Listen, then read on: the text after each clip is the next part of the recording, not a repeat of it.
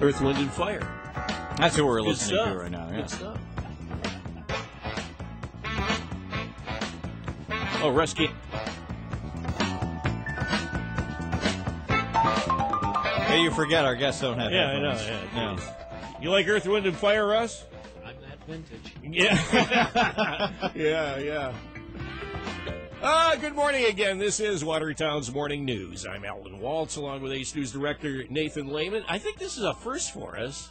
I don't think we've ever interviewed a bobsledder before. I don't think so. A no. world champion bobsledder. One who much less is running for political office. Yeah, this is quite a combination. Yes, it is. Yes, we are honored, aren't we? We are. We want to welcome our guest, Russ Finley. He's one of the candidates for the 116th Assembly District. One of three candidates as of right now who are challenging Assemblywoman Addie Russell for the seat. Good morning, Russ. Thank you so much for joining us. Good morning. Thanks for having me here. We're going to try to, for those who even mildly follow politics, this might get a little confusing. So we're going to try to keep it simple. You are the not right now the Republican candidate, but the Conservative Party candidate. Correct. But at the same token, is it a write-in campaign that you're being challenged by one of the two Republican candidates? Is that how this is working? Correct. It's New York has this screwy system called an opportunity to ballot, and because there's multiple parties, the major parties started this thing where if the conservatives or the working families or the independents didn't allow their candidate to have the line, they did this thing where if they went out and got a petition signed with no candidate's name on it, it opened a box on the ballot to allow somebody that's not from their party to appear. So basically it's a technique that can be used by the major parties to hijack a minor party's line. And in this case, I believe it is John Byrne who is trying to get an effort underway to get basically a write-in for the primary next week for the Conservative ballot. Correct. Okay. But at the same token, you're doing something similar, I believe. What comes around goes around. The fact of the matter is nobody ever in the history of the state of New York has challenged a major party line from a minor party line. And that's what you're doing. You're doing something similar, a write-in, when it comes to the Republican primary next Tuesday, which is actually a ballot primary. There'll be two names there, and you're encouraging Republicans who go to the polls as opposed to maybe casting a ballot for John Byrne or John Humphrey to write in your name. Correct. The fact of the matter is, with this OTB petition, what happens is they have almost a month to go out and pick over the Republican voters to get them to sign petitions. And then the OTB actually started on the day that the federal primary was, June 24th, and you have 19 days to go out and get 500 signatures on a petition. And I pulled it off with 626, collecting over 400 myself. So. Fighting fire with fire. Hey, what comes around goes around. Exactly. And it's time that the voters had a chance to pick their candidate. Enough of this good old boy system, and the parties picking the candidates for the voters, and that's the tragedy. So, is it a long shot?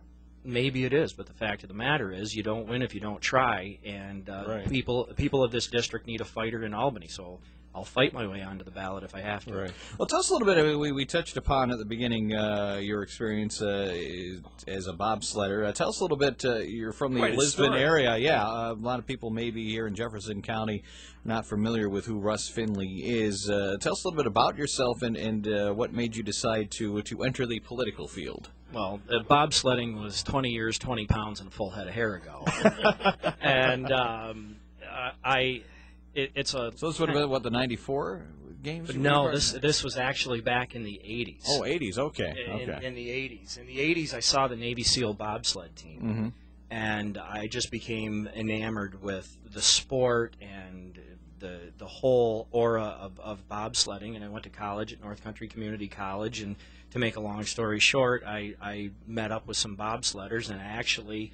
the fact of the matter is a guy that was going to compete in the four-man national championships one night said, uh-oh, our guy just twisted his ankle. Where are we going to find somebody 170 pounds, crazier than a loon, stronger than an ox, and can run like a deer? So I was not recruited some NCAA lifetime beautiful TV story. I was recruited out of a bar at 2 o'clock in the morning. That's literally, it's comparable story. to the story in baseball where supposedly you're in the stand, you make a great catch, and the manager says, sign that kid up. I mean, that's something similar to that. That's basically what happened. Yeah. You are Mr. Conservative. I am a registered conservative. Well, Yes. yeah, but you want to get rid of the SAFE Act and Common Core and all this other nonsense. I've been fighting the SAFE Act since it was passed. I've done 35 rallies across the state. I've done every rally in Albany. I've spoke at several of them. And what really struck me was we went out and we started collecting postcards. People signed postcards that said, "Dear Senator," or "Dear Assemblyperson so-and-so, we demand full repeal of the SAFE Act," and people signed them. Well, we figured we'd get 5,000, 10,000. We got 420,000 of these cards. And so Assemblyman Steve Katz, who had a bill for repeal of the SAFE Act, said, "We can get you onto the floor of the Assembly. You walk in with these cards and you say, we want it repealed." Well, they didn't let us take the elevator. They made us carry 4 garbage bags of these cards up 7 flights of stairs to get to the floor of the Assembly. And when we got there, we walked in, they announced us, and we were booed. Wow. By the Assembly Boy, isn't people. that typical Albany, huh? But the fact of the matter is, that struck me that day, and I said, you know what, you can, the civil end of it, the standing on the porch, the attending the rallies, the putting the signs in your yard, that's wonderful. That's the greatest form of lobbying that we have to show approval or disapproval for candidates or legislation. But the fact of the matter is, that day I said, you're never going to affect change unless we get better people in those chairs. Did that show to you that, in your mind, a disconnect? Because when people think of the Assembly, they think of Democrats, certainly a lot of New York City influence there. Did that show to you a kind of a disconnect between the upstate region and the downstate region when it comes to our legislators?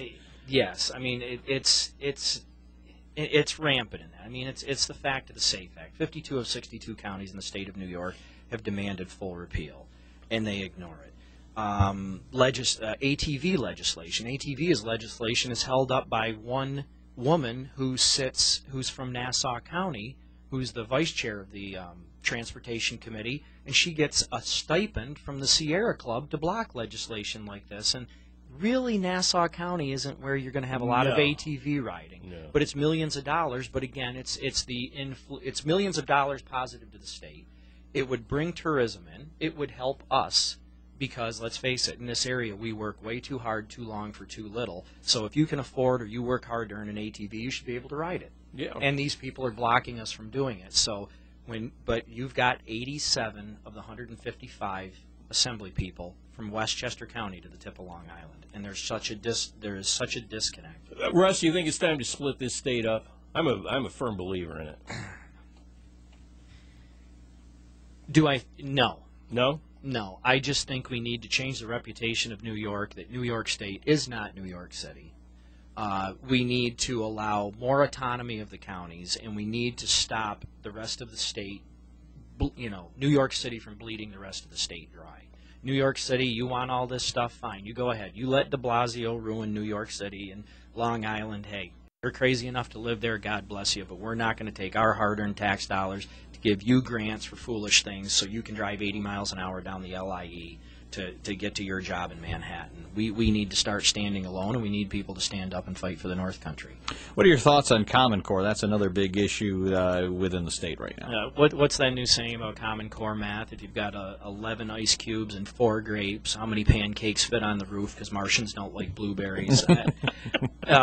It's ridiculous. It's the trashing of our education system. It's the T-ball mentality of education. Everybody gets up to bat. Everybody goes to college. Every kid gets lumped into a room. They've lowered the cut score to 20 for a passing grade. I mean, we're breeding mediocrity, and that's the biggest thing about it. I mean, let's face it. We knew years ago when we went to school, we had BOCES. We had regents and non-regents, and 10 engineers are only as good as 1 welder or 1 machinist. Sure. Mm-hmm. So we need to go back to that type of education system where we're putting thinkers and doers. We've got kids coming out of school with a trade. And in my opinion, let's face it, there isn't a whole lot of jobs right now. So we should be sending, if kids want to go to college, that's fine, but they should know how to drive a nail, wire a house, change a tire.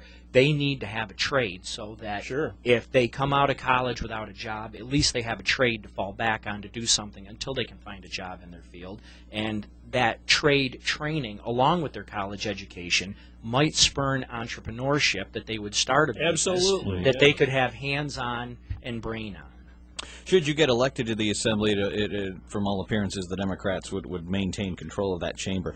How effective do you think you would be able to be as even as an elected conservative? You would be on the outside when it comes to the Republicans. How effective would you be able to be for this area as part of a minority? Well,